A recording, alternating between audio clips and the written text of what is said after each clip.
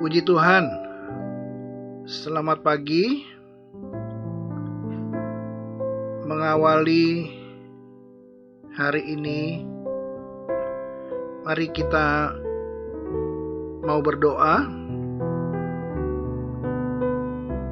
Allah Bapa di sorga, kami datang ke hadirat-Mu mengucap syukur untuk kebaikan Tuhan. Terima kasih untuk hari yang baru yang Tuhan berikan kepada kami. Dan sebentar kami mau merenungkan firman Tuhan. Kami sudah berdoa dalam nama Yesus. Amin. Tema hari ini, janganlah gelisah dan gentar hatimu. Tema hari ini, janganlah gelisah dan gentar hatimu. Ayat pokok dari Yohanes 14 ayatnya yang ke-27. Damai sejahteraku kutinggalkan bagimu.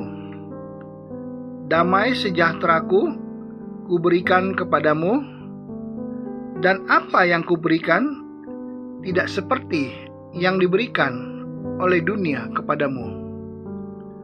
Janganlah gelisah dan gentar hatimu. Dari pembacaan ayat ini, ada hal yang melatar belakangi, yaitu Yesus akan pergi ke suatu tempat yang tidak diketahui dan tidak dapat diikuti oleh murid-murid. Murid-murid daripada Yesus merasa gelisah dan gentar karena mereka tidak memahami rencana Allah. Tapi Yesus mengatakan, damai sejahteraku kutinggalkan bagimu. Di dalam Yohanes 14 ayatnya yang ke-16, di situ tertulis, Aku akan minta kepada Bapa, dan Ia akan memberikan kepadamu seorang penolong yang lain, supaya Ia menyertai kamu selama-lamanya. Penolong yang lain yang Yesus sebutkan adalah Roh Kudus.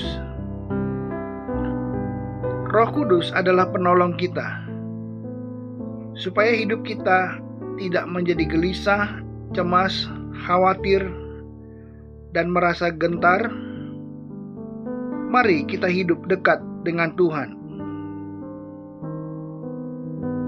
Secara mata jasmani, kita tidak bisa melihat Yesus untuk meminta tolong. Tapi ada Roh Kudus, yaitu Roh Allah, pribadi Allah sendiri, yang mau hadir dan berdiam dalam hati umatnya. Kalau kita membuka hati kita, maka kelegaan dan hadirat Tuhan akan memberi damai sejahtera dalam hati kita. Di dalam Yohanes 14 ayatnya yang ke-26, di situ tertulis,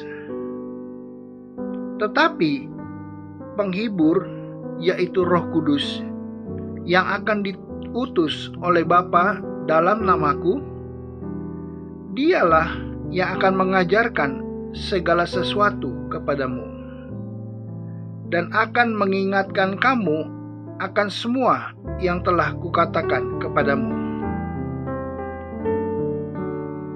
Firman Tuhan menjelaskan bahwa Roh Kudus akan menghibur dan mengajar kehendak Tuhan bagi umatnya. Mintalah dalam doamu setiap hari agar engkau selalu dibaharui oleh Roh Kudus, sehingga kita mampu menghadapi apapun badai yang terjadi di dalam hidup kita.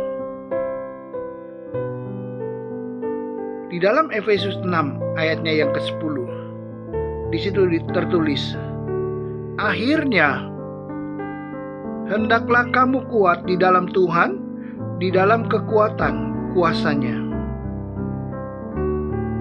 Kuasa Roh Kudus juga mendatangkan kekuatan, sehingga kita tidak perlu menjadi putus asa dan kehilangan harapan di dalam menghadapi setiap persoalan kita.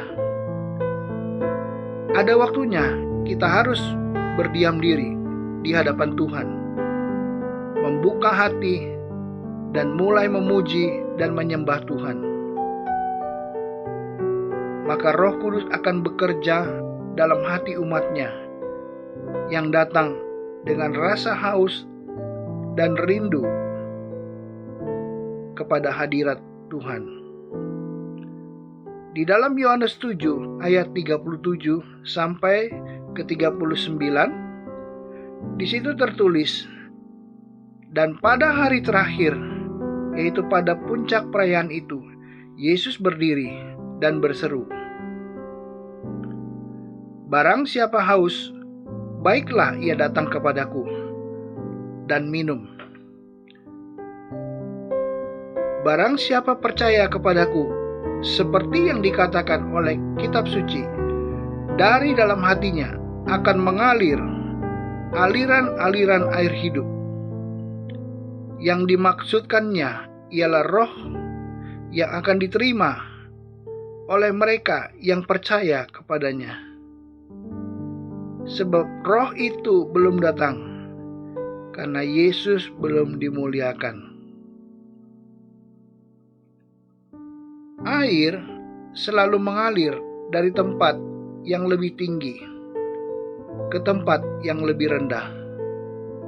Biarlah hati kita dialiri oleh Roh Kudus.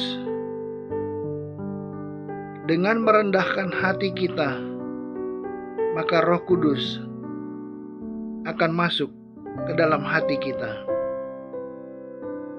Roh Tuhan akan mengalir memenuhi hidup kita sesuai dengan janji yang Tuhan sampaikan kepada murid-murid-Nya. Amin. Mari kita berdoa. Kita mau berdoa syafaat. Tundukkan kepala sebentar.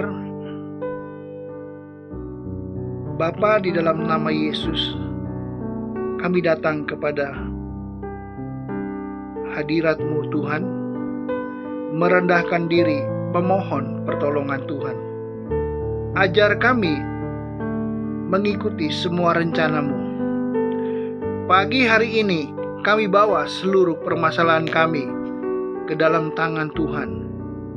Kiranya Tuhan menjaga dan memelihara kami. Tuhan tolong seluruh keluarga kami. Tuhan yang menyertai semua aktivitas yang kami lakukan. Kiranya Tuhan memberkati semua keluarga kami, setiap pergumulan kami. Kiranya Tuhan menolong, membuat baik segalanya dan lancar adanya. Kiranya di dalam nama Yesus hamba berdoa bagi setiap umat Tuhan yang mengikuti doa pagi ini. Tuhan menolong. Kami juga mau berdoa untuk mereka yang sakit. Di dalam nama Yesus, kiranya Tuhan nyatakan kuasa daripada Tuhan. Oleh bilur-bilur Yesus, mereka boleh disembuhkan. Kiranya Tuhan sembuhkan, Tuhan pulihkan. Bahkan setiap masalah ekonomi, masalah keluarga, masalah dalam pekerjaan dan sebagainya, Tuhan tolong di dalam nama Yesus. Dengan iman kami percaya kuasa Tuhan sanggup memberi kemenangan dan pertolongan. Berkati ya Tuhan semua jemaat-Mu dan setiap mereka yang mengikuti doa pagi ini. Berdoa juga bagi Bapak Gembala dan seluruh keluarga mereka. Tuhan memberkati dan memakai mereka sebagai alat-Mu. Kami mau melangkah hari ini bersama dengan Tuhan. Kami percaya Tuhan menolong kami, Tuhan menjaga kami, bahkan Tuhan memberkati kami dengan berlimpah-limpah sesuai dengan janji firman Tuhan. Kiranya kami berdoa syafaat untuk presiden, wakil presiden, semua menteri, dan setiap pemimpin yang ada, dari yang tertinggi sampai yang terendah. Berkati juga kota kami ya Tuhan. Setiap usaha mengatasi pandemi, Tuhan menolong. Setiap hamba-Mu dan penginjil-penginjil, Tuhan berkati pelayanan mereka. Kiranya kami sudah berdoa, alaskan doa kami di dalam nama Tuhan Yesus kami sudah berdoa. Haleluya. Amin.